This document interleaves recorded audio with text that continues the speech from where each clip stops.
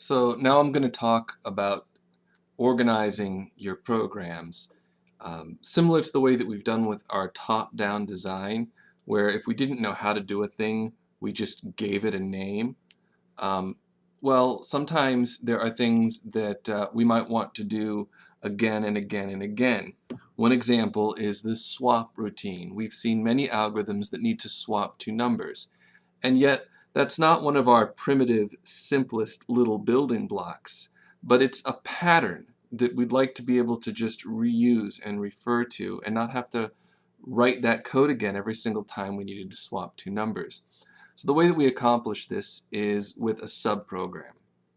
What that means is we give a section of code a name, and then we use that name as a statement in other parts of our programs. Whenever we encounter that name, we replace it by the pieces of code, the bit of code that we had. We've seen subprograms already. Swap was one.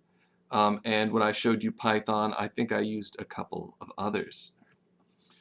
A little bit of things though is we don't always want to swap the same two things. So you'd like to be able to make these subprograms configurable in some way. So the question here is, what if this subprogram needs data from the calling unit? For instance, which two things should I swap?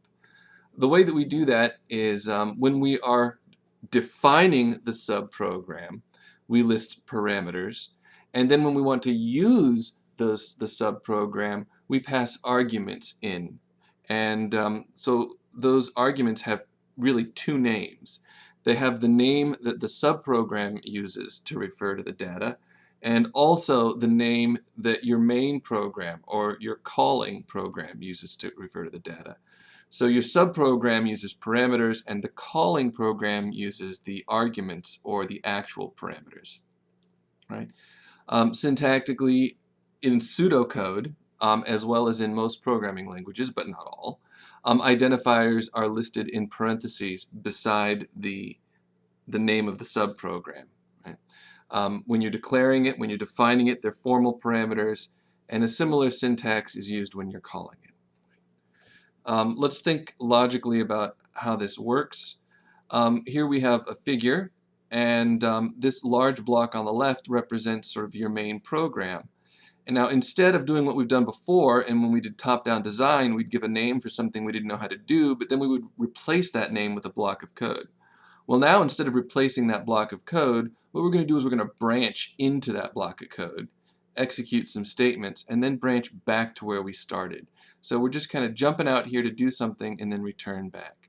And we can actually jump to here from multiple places in our calling program. When we're calling a subprogram, we always use two parentheses. In many languages, this is just a convention. I think it started in a programming language in the 80s, I don't know, or 70s, to use parentheses to indicate a function call.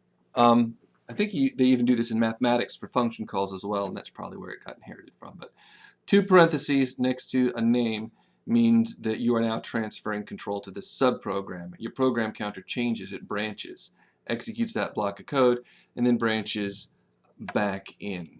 Right? So inside each block of code, you might have a sequence of statements. You could write them in pseudocode. Right? You know, at the end, often when it's implemented, it's machine code, but right now we're just thinking at the algorithm level. You write it in pseudocode or in whatever programming language you're using, but you have some sequence of statements here, and inside of an expression, you can have the subprogram's name. Usually you don't write the word subprogram, you just write its name with those parentheses. Right?